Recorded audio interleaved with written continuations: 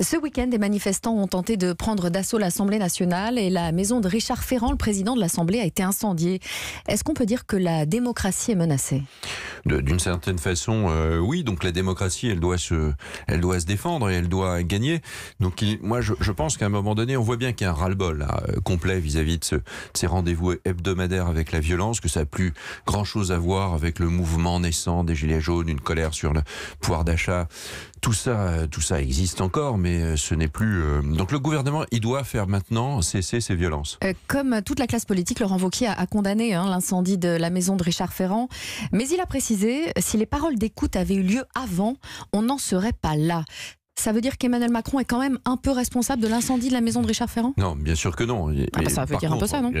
Par contre, le mouvement des Gilets jaunes, je pense, est directement issu des décisions du président de la République, des décisions fiscales, des petites phrases, etc. De toute cette ambiance des 20 derniers mois, il y a une responsabilité directe du gouvernement et du président dans ce qui s'est passé. Vous savez, la France, c'est un volcan endormi. Et quand il est question de justice sociale, d'équité, les Français sont toujours prêts à se révolter. On l'a vu 1000 fois dans l'histoire. C'est la responsabilité d'Emmanuel Macron. C'est pas la responsabilité de 20 ans, 30 ans, 40 ans ou 50 ans de vie politique française. L'acteur François Berléand a poussé un coup de gueule contre les Gilets jaunes ce week-end.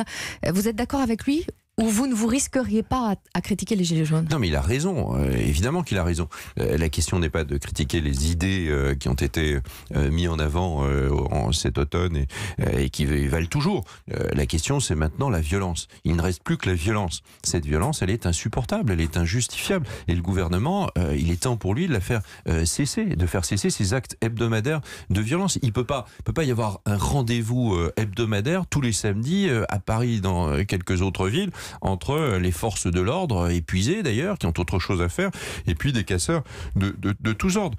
Ce ne sont plus des gilets jaunes. C'est pas parce qu'on porte un gilet jaune, c'est pas parce qu'on se met un petit uniforme qu'on en revêt les revendications. Les revendications, elles doivent être traitées comme toutes les revendications. Vous pensez que beaucoup de Français sont fatigués de ça ?